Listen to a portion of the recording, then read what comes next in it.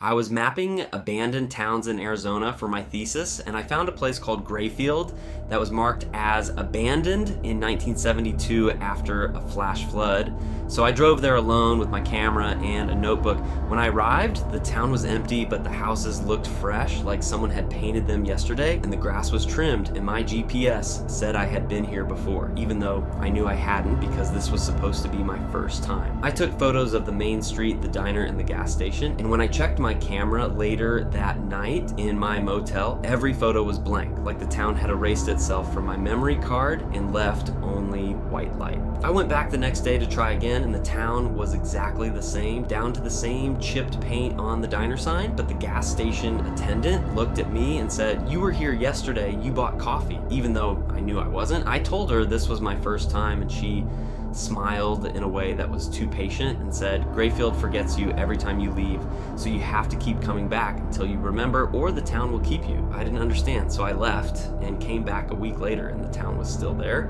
but nobody recognized me, and my photos from last time were gone from my phone, and my notebook had pages torn out. On my third visit, I saw my own car parked in front of the diner, but the license plate was different, and when I looked inside, I saw myself sitting at a booth drinking coffee, but he didn't look up, and he looked older, like he had been here for years. The waitress brought me coffee and said, "Right,